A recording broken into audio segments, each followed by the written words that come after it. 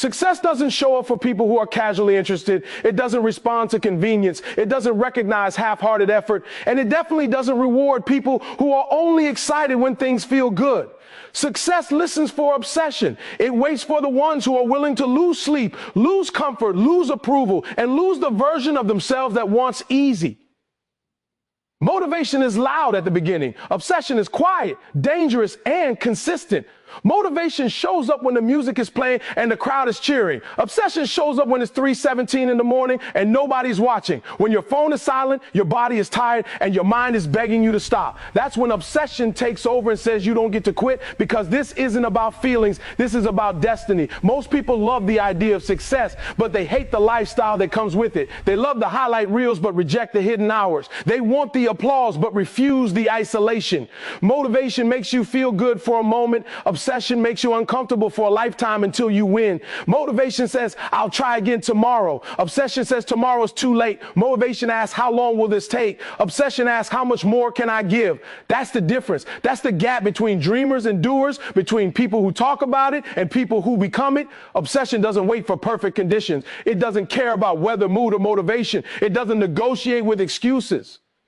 When you're obsessed, you work when you're tired. You study when you're bored. You train when you're sore. You show up when you're doubted. Obsession doesn't need validation because it's already convinced. It doesn't need likes, shares, or applause because the mission is bigger than recognition. Obsession understands that greatness is built in silence and revealed in noise later. Motivation fades the moment pain shows up. Obsession feeds on pain. It uses rejection as fuel. It uses failure as instruction. It uses criticism as confirmation that you're moving differently. Motivation wants quick results. Obsession understands delayed gratification. It knows that seeds grow underground before they ever break the surface. It knows that nobody claps for roots, but without roots, nothing stands. That's why obsessed people don't complain about the process, because they know the process is the price. When you are obsessed, you stop counting hours and start counting progress. You stop asking who's supporting you and start asking who you're becoming. You stop chasing balance and start chasing mastery. You realize that success is not a hobby, it's a responsibility.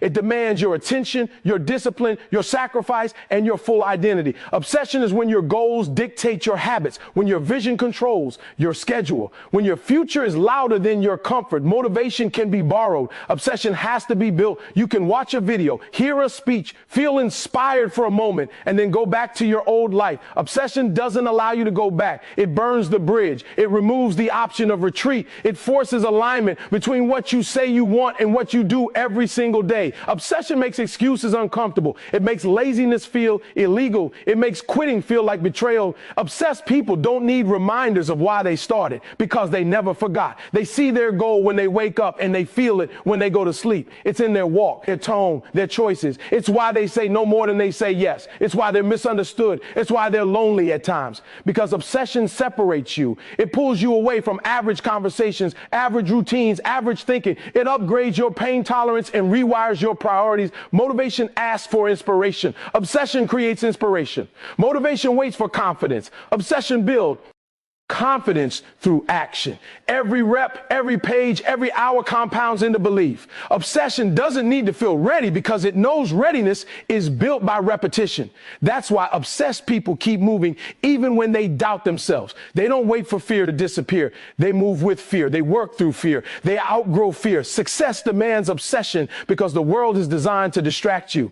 Comfort is everywhere. Entertainment is everywhere. Shortcuts are everywhere. Motivation can't compete with that. Obsession can. Obsession locks in. It creates tunnel vision. It says this matters more than comfort, more than approval, more than rest right now. Not forever, but for the season required to break through. Obsession understands seasons. It knows when to grind and when to harvest, but it never confuses rest with quitting. When you're obsessed, you don't ask if it's worth it every time it gets hard. You already decided. You don't renegotiate your commitment every time you fail. You already paid the price. You don't lower the standard to protect your ego. You raise your effort to meet the standard. Obsession makes standards non-negotiable. It makes discipline automatic. It turns effort into identity. This is why most people never reach the level they claim they want. They are motivated, not obsessed. They are excited, not committed. They are interested, not invested. They want success to fit into their life instead of building their life around success. Obsession flips that. It reorganizes everything. It forces sacrifice before it offers reward. It demands faith before mentor delivers proof. Obsession is waking up early without an alarm because the mission won't let you sleep. It's staying late without complaining because quitting feels heavier than exhaustion. It's choosing growth over comfort so many times that comfort stops tempting you. It's knowing that this level of effort isn't normal and being proud of that, because normal doesn't build legends. Normal doesn't change bloodlines. Normal doesn't rewrite stories. When success finally shows up, it doesn't shock obsessed people. It confirms what they already knew, because obsession already lived there mentally. Obsession already practiced the life before the life arrived. That's why when opportunity meets preparation, it looks like luck to everyone else. But it was obsession all along, quietly working, relentlessly building, refusing to let motivation be the limit. Most people think 100% is heroic. They think giving everything they have is rare, extraordinary, special.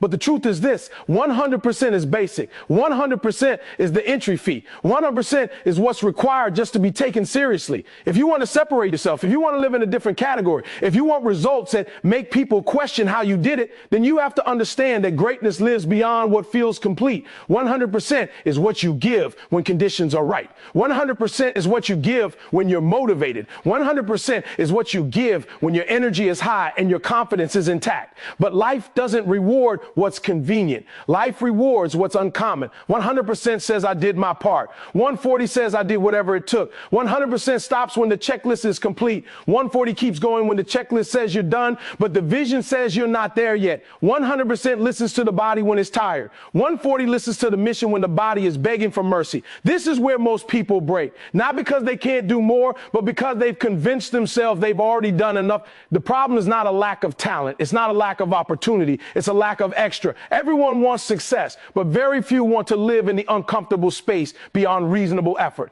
That space where there are no guarantees. That space where there is no applause. That space where people start asking why you're doing so much. 140% lives there. It's the effort you give after your friends have gone home. It's the discipline you keep when nobody is checking on you. It's the standard you hold when lowering it would be easier and socially acceptable. 100% is normal in a competitive world. Everyone is working hard. Everyone is busy. Everyone is tired. Everyone is grinding. That's why working hard no longer makes you special. 140% is what separates. It's the second workout, the extra page, the additional hour, the deeper study, the uncomfortable conversation, the repetition nobody sees, the sacrifice nobody claps for. 140% is invisible at first, but its results are loud later. People love to say, don't burn yourself out, pace yourself, take it easy. That advice sounds wise until you realize it's usually coming from people who never pushed far enough to find out what they were capable of. 140% doesn't mean reckless. It means intentional. It means understanding seasons. There are seasons where balance is a lie and obsession is the requirement. Seasons where average effort produces average outcomes and extra effort is the only way through. Seasons where rest feels responsible, but discipline is actually what saves you. 100% operates within limits. 140% challenges them. It asks better questions. It refuses to accept the first answer. It refuses to settle for almost. 140% is not about doing everything. It's about doing what matters at a level most people are unwilling to sustain. It's about depth, not noise. Precision, not chaos. Relentless focus instead of scattered effort. Most people quit at 100% because they think that's the finish line. They don't realize it's the starting line. They don't realize that everyone they admire, everyone they call gifted, lucky, blessed, went past the point where it made sense, past the point where it was fair, past the point where it was comfortable. They lived at 140% while everyone else was congratulating themselves for showing up. 140% rewires your identity. You stop seeing yourself as someone who tries and start seeing yourself as someone who finishes. You stop asking if you're doing too much and start asking if you're doing enough to honor your potential. You stop negotiating with fatigue. You stop romanticizing rest. You stop explaining your hunger to people who don't have one, because 140% doesn't need agreement. It only needs commitment. At 100%, you're competing. At 140%, you're separating. At 100%, you're impressive. At 140%, you're undeniable. This is the level where excuses stop working, where blaming circumstances feels embarrassing, where accountability becomes personal and unavoidable. 140% forces you to look in the mirror and either raise your standard or admit you don't want it as badly as you say. This level of effort is lonely. People will misunderstand you. They'll say you're doing too much, taking things too seriously, overworking yourself. They won't see the vision that keeps you moving. They won't feel the urgency that keeps you awake. They won't understand that this isn't about chasing success. It's about refusing regret. 140% is choosing temporary discomfort over lifelong what ifs. When you live at 140%, you stop being surprised by resistance. You expect it. You plan for it. You understand that obstacles are not signs to slow down, but signals that you're approaching something valuable. 140% doesn't panic when things get hard. It leans in. It tightens discipline. It sharpens focus. It adjusts strategy, but never lowers effort. This level exposes truth. It reveals who you really are when motivation is gone, when energy is low, when progress is slow, when nobody is watching. 140% is integrity in motion. It's doing the work the same way on bad days as you do on good ones. It's not performing effort for attention. It's living effort as a principle. Most people want results that come from 140% while living at 70. They want extraordinary outcomes from ordinary habits. They want to win with comfortable routines. But comfort never created anything worth remembering. 140% is uncomfortable by design. It stretches you, it exhausts you, it humbles you, and then it rebuilds you stronger, sharper, and more disciplined than before. At this level, success stops feeling distant, not because it's guaranteed, but because you know you're operating at the standard it requires. You trust the process because you're honoring it fully. You stop chasing shortcuts because you become the kind of person who doesn't need them. 140% builds confidence that doesn't depend on results. Confidence rooted in effort. Confidence that says, even if this takes longer, I'm not going anywhere. 100% asks what's required. 140% asks what's possible. 100% plays to survive. 140% plays to dominate. 100% wants proof before commitment. 140% commits before proof. This is the effort level where lives change, bloodlines shift, and stories get rewritten, not because it was easy, not because it was fast, but because quitting was never allowed back into the conversation. Most people think pain is the problem. They spend their whole life trying to avoid it, escape it, numb it, or silence it. They think if they can just remove pain, everything will work out. But pain has never been the enemy. Pain is honest. Pain tells you where you are weak. Pain shows you where growth is required. Pain exposes what comfort tries to hide. Comfort is the real enemy because comfort lies. Comfort whispers that you've done enough when you haven't. Comfort convinces you that tomorrow is guaranteed. Comfort makes average feel acceptable and potential feel optional. Comfort doesn't challenge you. It doesn't demand more from you. It doesn't force you to evolve. Comfort keeps you warm, safe, entertained, and distracted while time quietly passes you by. People don't fail because life is too hard. They fail because life becomes too comfortable, because comfort lowers urgency. It slows hunger. It softens discipline. And before you realize it, years have passed and nothing has changed. Pain, on the other hand, wakes you up. Pain makes you pay attention. Pain forces you to grow or break. And the truth is, everyone experiences pain. The difference is what you do with it. Some people let pain turn them bitter. Others let pain turn them better. Some people run from pain straight into comfort. Others walk through pain straight into purpose. Pain is temporary when it's used correctly. Comfort becomes permanent when it's abused. Comfort tells you to sleep in. Pain tells you to get up because your future is waiting. Comfort tells you to take the easy route. Pain pushes you toward the hard path that actually leads somewhere. Comfort wants you to feel good right now. Pain wants you to become something greater later. That's why comfort feels so attractive. It offers immediate relief.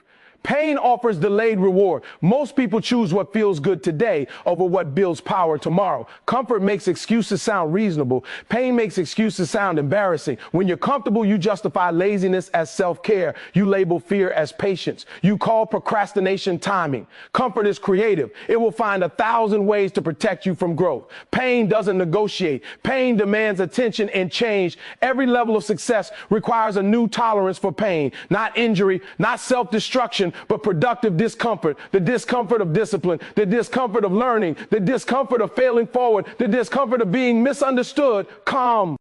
For it keeps you surrounded by people who think like you.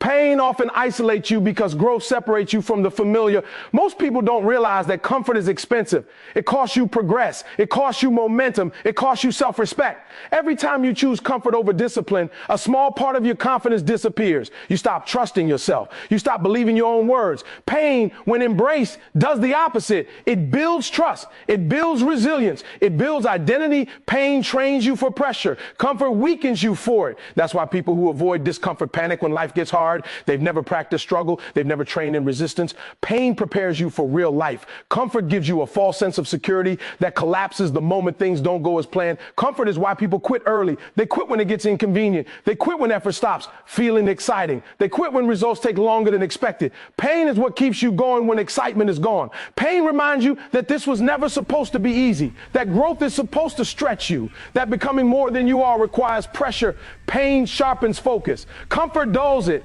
When life is too comfortable, urgency disappears. You think you have time. You think you can wait. You think you'll start later. Pain brings urgency back. Pain reminds you that time is moving whether you move or not, that opportunities don't wait for comfort, that potential wasted hurts more than effort invested. Comfort loves routine without intention. Pain demands routine with purpose. Comfort lets days blend together. Pain makes days count. Pain makes you intentional with your hours, your energy, your choices. Comfort lets you drift. Pain forces direction. Most people say they want change, but they keep choosing comfort. They want a different life without a different lifestyle. They want growth without growing pains. They want success without sacrifice. But sacrifice is just another name for temporary pain chosen on purpose. Comfort is permanent pain disguised as peace. Pain teaches lessons. Comfort never will. Pain teaches humility. Pain teaches discipline. Pain teaches gratitude. Pain teaches strength you didn't know you had. Comfort teaches dependence. Dependence on ease. Dependence on motivation. Dependence on conditions being perfect. Pain teaches you to move regardless of conditions. When you choose pain now, you buy freedom later. When you choose comfort now, you buy regret later. Regret is the heaviest pain because it comes with the knowledge that you could have done more and didn't. Discipline hurts, but regret hurts deeper and lasts longer. Pain is not here to destroy you. It's here to develop you. It's refining pressure. It's resistance training for your character. Comfort doesn't refine anything. Comfort preserves what already exists. Pain creates something new. The reason people hate pain is because it exposes weakness, but weakness exposed is the first step to strength built. Comfort hides weakness. It lets it grow quietly until it becomes a limitation you can't ignore. Pain puts it on the surface and gives you a chance to fix it. Pain is the price of admission to any meaningful life. Comfort is the price of staying exactly where you are. Growth and comfort cannot live in the same place. One has to leave for the other to enter. Every time you level up, comfort gets uncomfortable. That's how you know you're moving forward. The people you admire didn't avoid pain. They embraced it early. They chose discomfort while others chose ease. They trained when others rested. They studied when others relaxed. They stayed consistent when others quit. And over time, what once felt painful became normal. What once felt impossible became routine. Comfort keeps you small. Pain expands you. Pain increases your capacity. It raises your tolerance for effort, focus, and pressure. What used to feel overwhelming starts to feel manageable. That's not because life got easier. It's because you got stronger. Pain demands growth. Comfort demands nothing, and anything that demands nothing from you will give you nothing in return. Pain gives you progress. Pain gives you pride. Pain gives you proof that you didn't take the easy way out. If you want a different future, you have to be willing to feel different today. You have to choose the discomfort of discipline over the comfort of excuses. You have to stop treating pain like a warning sign and start treating it like a signal that you're doing something that matters. Because comfort will keep you safe, but pain will take you somewhere worth going. Excuses are easy. They don't require effort, discipline, or courage. They don't demand growth. Excuses are comfortable stories we tell ourselves to avoid responsibility while protecting our ego. They sound intelligent. They sound reasonable. They even sound convincing. But excuses are not explanations. They are escapes. And the moment you accept an excuse, you quietly give away your power. Uncommitted people always have reasons. Committed people only have results. Excuses are the language of those who want success without ownership. They talk about circumstances, timing, other people, bad luck, lack of support, lack of resources. They point everywhere except the mirror because the mirror is uncomfortable. The mirror demands honesty. The mirror doesn't care how hard it feels. It only reflects what its excuses feel safe because they remove pressure. If it's not your fault, then it's not your responsibility. If it's the system, the economy, the past, the people around you, then you don't have to change. Excuses allow you to stay the same while convincing yourself you're still trying. That's why excuses are dangerous. They don't stop you loudly. They stop you quietly. Every excuse is a decision to delay, a decision to lower the standard, a decision to choose comfort over growth. And the more you repeat an excuse, excuse, the more natural it becomes. Over time, excuses stop sounding like lies and start sounding like truth. That's when people get stuck for years and call it life. Uncommitted people always almost ready, almost disciplined, almost consistent, almost focused, almost serious, almost never wins. Because winning requires full commitment, not partial effort. Excuses keep you living in almost trying, almost changing, almost successful. Excuses steal urgency. They make you believe there's always more time, that you can start tomorrow, that next week will be better, that someday things will line up. But someday is not a date on the calendar. It's a trap. And excuses are what keep you living there. The uncommitted are emotional. They work when they feel like it. They rest when it gets uncomfortable. They quit when it stops being exciting. Excuses give them permission to follow their feelings instead of their goals. Commitment does the opposite. Commitment doesn't ask how you feel. It asks what needs to be done. Excuses make failure comfortable. They soften the pain of not following through. They allow you to lose without learning. But growth requires discomfort. Growth requires accountability. Growth requires admitting that you could have done more. Excuses block that process. They keep lessons locked away. Every high performer you admire made a decision to eliminate excuses early. Not because life was fair, not because conditions were perfect, but because excuses don't change outcomes. Effort does. Discipline does. Ownership does. They understood that excuses explain why you didn't win, but they never help you win next time. Excuses are addictive. Once you use one, your mind looks for another. You miss a workout once, you justify it. Then again, then it becomes a habit. You skip one day of focus, one day of discipline, one hard conversation, and soon avoiding discomfort feels normal. Progress slows down, but excuses speed up. Uncommitted people ask why it's hard. Committed people accept that it's hard and do it anyway. Excuses ask for easier conditions. Commitment adapts to difficult ones. Excuses wait for motivation. Commitment creates routine. Excuses protect comfort. Commitment sacrifices it. Excuses sound like intelligence without action. Commitment looks like action without excuses. One talks, the other moves, one explains, the other executes. That's the difference. Most people don't realize that excuses cost more than effort. Effort costs energy. Excuses cost time, and time is the one thing you never get back. You can recover energy. You can rebuild confidence. You can learn new skills, but the years lost to excuses are gone forever.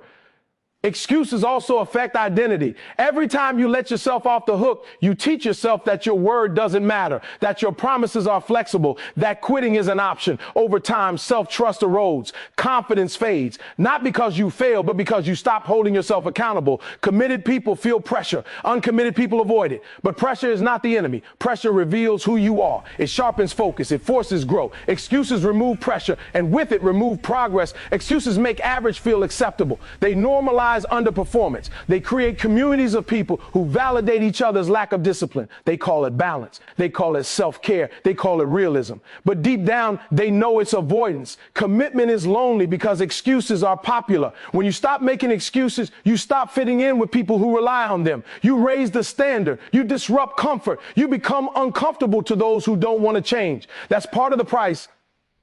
Excuses don't disappear on their own. You have to confront them. You have to challenge the stories you tell yourself. You have to replace reasons with responsibility, not blame. Responsibility. Responsibility gives you control. Excuses give it away. Uncommitted people wait for clarity before action. Committed people take action and clarity follows. Excuses delay movement. Commitment creates momentum. And momentum changes everything. The moment you stop explaining and start executing, your life shifts. The moment you stop justifying and start owning, your confidence grows. The moment you stop asking why it's hard and start asking how to get better, results accelerate. Excuses keep you focused on what you can't control. Commitment focuses you on what you can. Excuses look backward. Commitment looks forward. Excuses talk about limits. Commitment expands them. Everyone has reasons. Not everyone has results. The difference is not intelligence, talent, or luck. It's commitment.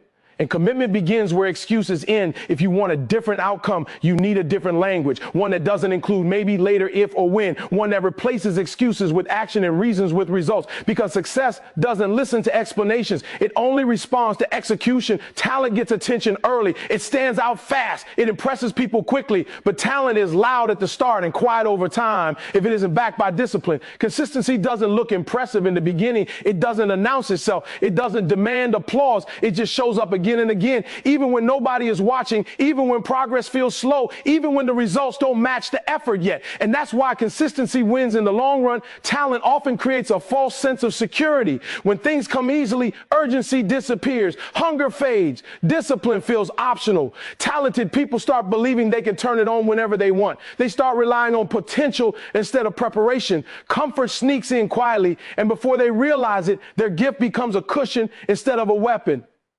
Consistency doesn't rely on feeling gifted. It relies on habits. Habits dawn. Care how you feel. They don't ask if you're confident. They don't need motivation. They operate automatically. That's why consistency keeps moving forward while talent pauses, waits, and eventually stalls.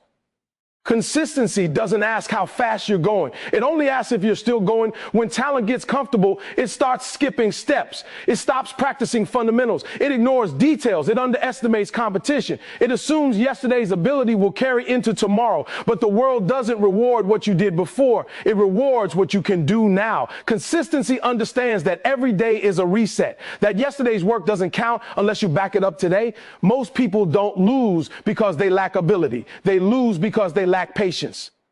Consistency is patient.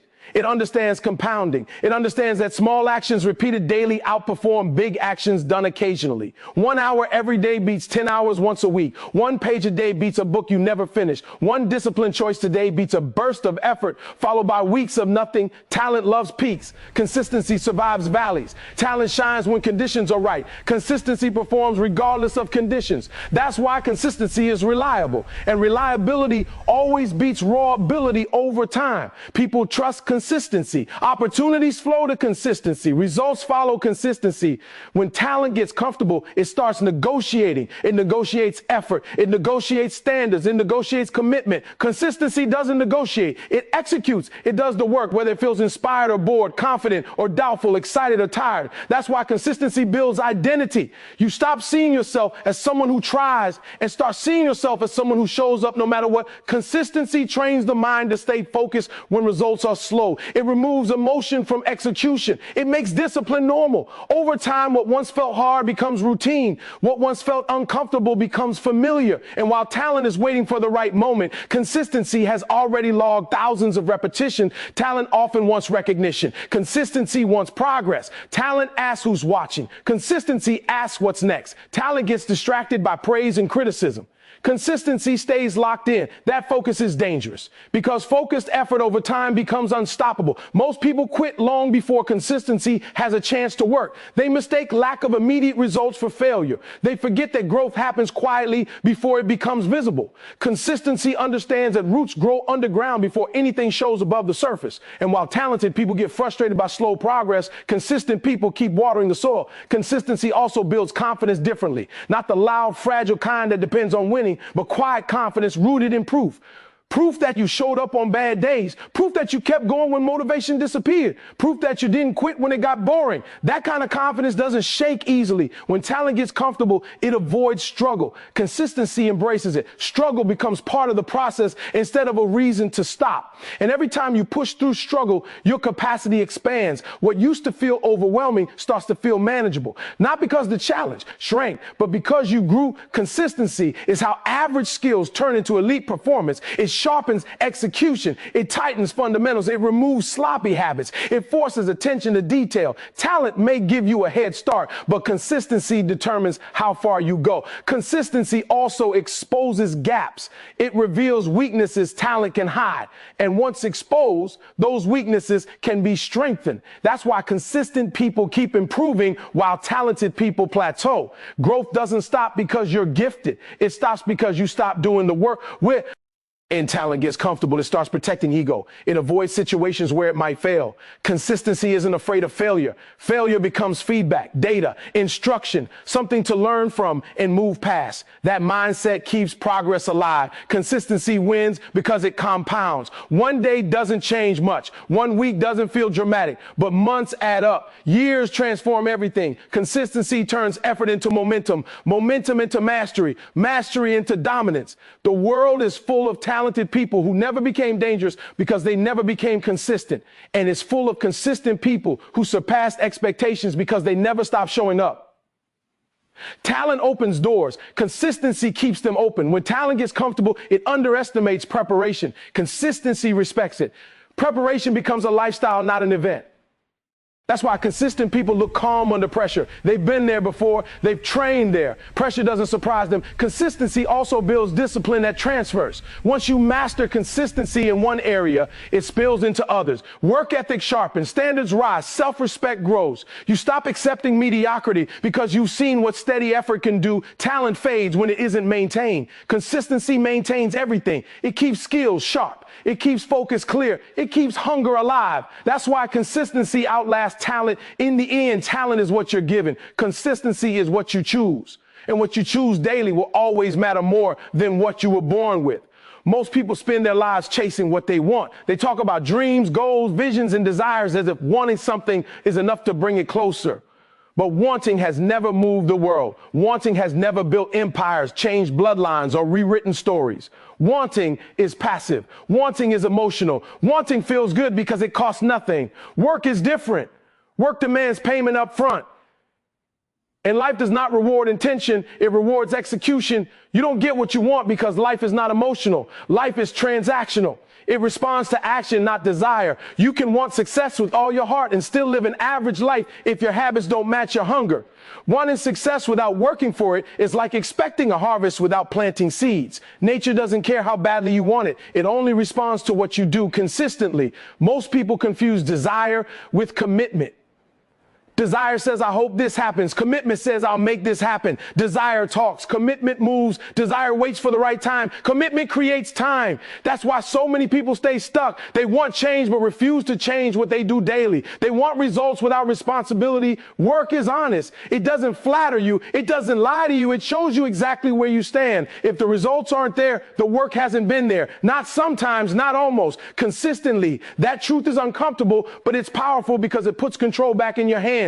The moment you accept that you don't get what you want, you get what you work for, excuses lose their power. People love to talk about manifestation, attraction, and visualization, but they skip the part where effort turns vision into reality. Vision without work is fantasy. Hope without discipline is delusion. The people who win aren't wishing harder. They're working longer, deeper, and with more focus than anyone sees. You don't get paid for your dreams. You get paid for your skills. You don't get rewarded for your intentions. You get rewarded for your output. The world doesn't owe you anything because you want it. The world only pays for value delivered. That's why wanting success feels frustrating, because frustration is what happens when desire is not backed by action. Most people want the lifestyle but avoid the labor. They want freedom but reject discipline. They NT confidence, but avoid the work that builds it. They want respect, but don't respect their own commitments. Work exposes these contradictions. It forces alignment. Either your actions match your words or they don't. Work is uncomfortable because it demands consistency. It demands showing up when you're tired, bored, unmotivated, and doubting yourself. Wanting only shows up when things feel good. That's why wanting fades under pressure and work survives it. Pressure doesn't destroy discipline. It reveals it. You don't get strong by wanting to be strong. You get strong by lifting weight repeatedly. You don't get skilled by wanting mastery. You get skilled by practicing fundamentals relentlessly. You don't get successful by wanting success. You get successful by doing the boring, repetitive, uncomfortable work most people avoid. Work builds confidence the right way, not through affirmation, but through proof. Proof that you did what you said you would do. Proof that you didn't quit when it got hard. Proof that you earned your belief in yourself. That confidence doesn't disappear when things go wrong because it wasn't built on outcomes. It was built on effort. Wanting creates entitlement. Work creates humility. When you work for something, you respect it, you protect it, you understand its value. When things come easily or without effort, they're taken lightly. That's why shortcuts feel good but leave you empty. Work gives meaning to success. Most people are disappointed in life because they expected results from desire instead of discipline. They expected progress without patience. They expected rewards without repetition. But repetition is the price. Daily effort is the currency. There is no discount for talent, no coupon for intention, no shortcut for consistency. You don't get what you want also means you don't get what you say. You get what you do. Your calendar reveals your priorities. Your habits expose your commitment. Your results tell the truth even when your words don't. That truth can hurt, but it can also also free you if you're willing to listen. Work doesn't care about your mood. It doesn't wait for motivation. It doesn't ask how you feel today. That's why building systems matters more than chasing inspiration. Systems make work automatic. Habits remove emotion from execution. And when execution becomes automatic, progress becomes inevitable. People who win understand that motivation is unreliable, but discipline is dependable. They don't wait to feel ready. They work themselves ready. They don't wait for confidence. They build it through action. They don't wait for opportunity. They prepare until opportunity has no choice but to notice them. Wanting success often makes people impatient. They rush the process. They look for shortcuts. They compare their beginning to someone else's middle. Work slows you down in the right way. It forces mastery. It forces depth. It forces you to earn every level so you're strong enough to stay there. You don't get what you want. Also means you don't get what you deserve in your own opinion. You get what you earn through effort applied over time. Life doesn't negotiate. It doesn't explain itself. It just responds. And it responds fairly, even when it feels harsh. Work reveals character. It shows who you are when nobody is watching, when praise is gone, when progress is invisible. Wanting disappears in those moments. Work stays. That's why work builds identity.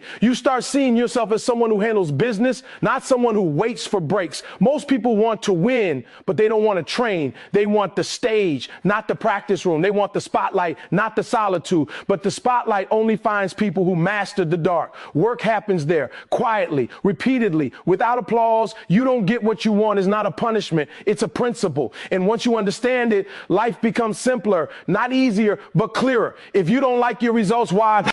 Oh, you don't blame circumstances. You adjust effort. You refine habits. You increase standards. Work creates momentum. Momentum changes belief. Belief fuels more work. That cycle is how lives change.